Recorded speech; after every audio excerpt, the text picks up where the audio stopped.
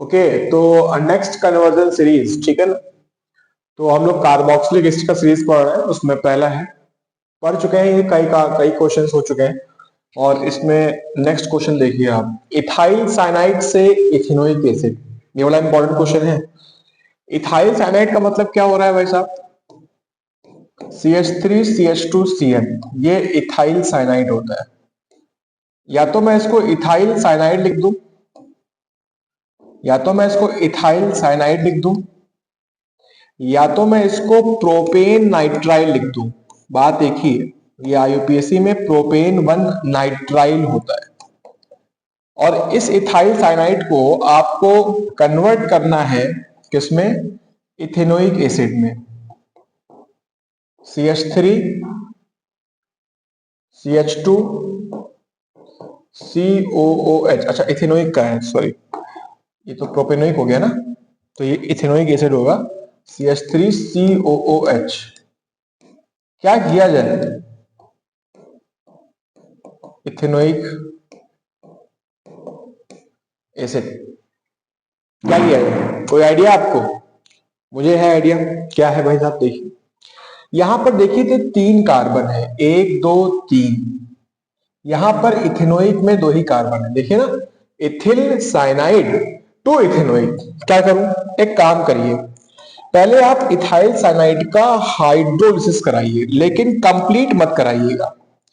Ethyl cyanide का hydrolysis कराइए, लेकिन कंप्लीट मत कराइएगा।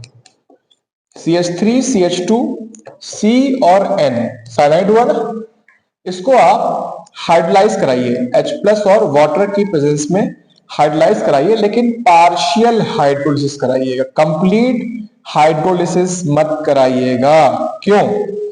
पार्शियल हाइड्रोलिसिस कराएंगे तो क्या होगा? इलेक्ट्रोनेगेटिविटी किसकी ज्यादा होती है? नाइट्रोजन की कार्बन से ज्यादा होती है। तो ऊपर और नीचे क्या है? Pi bond. पाई बॉन्ड टूटेगा, 2 पाई बॉन्ड टूटेंगे तो N पर क्या जाएगा? H+, और C पे क्या आएगा? OH-, क्योंकि पानी आप जानते हैं H2O जब टूटता है तो किस में टूटता है? H+ और OH- में। तो H+ जाएगा उस साइड, क्योंकि N पर चार्ज कैसा आएगा? माइनस, क्योंकि इलेक्ट्रोनेगेटिविटी N की ज्यादा है। क्या बन जाएगा ये बन जाएगा CH3CH2, C पर एक OH और C पर एक और OH, और यहां बन जाएगा NH2।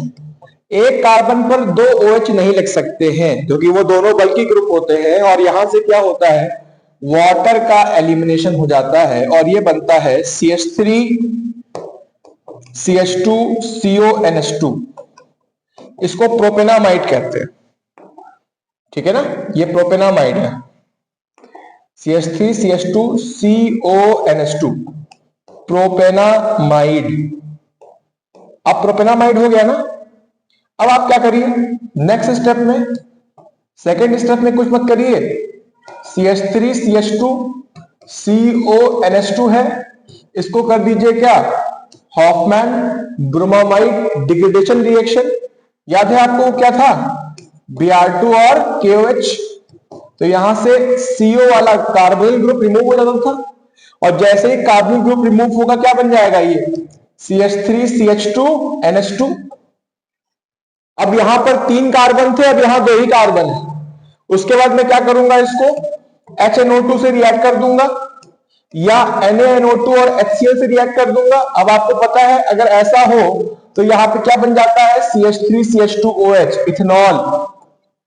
और आपको पता है अगर इथेनॉल बन गया है तो उसे इथेनोइक एसिड में कन्वर्ट करना कोई टफ बात नहीं है। इथेनॉल को आप किसी भी स्ट्रॉन्ग ऑक्सीडाइजिंग एजेंट जैसे KMNO4, H+, KMNO4OH- करेंगे तो ये बन जाएगा CH3COOH। ऐसे करते हैं इथेनोइक एसिड के क्वेश्चंस। क्योंकि मुझे क्लियर था कि 3 कार्बन है और 2 कार्बन तक लेके जाना है, तो यही एक तरीका है जहां पर कार्बन के नंबर घटते हैं। ये जो हॉफमैन ब्रोमामाइड डिग्रेडेशन रिएक्शन है, उससे कार्बन के नंबर क्या होते हैं? घटते हैं। इसको याद रखिएगा, ये इंपॉर्टेंट कन्वर्जन में से एक है।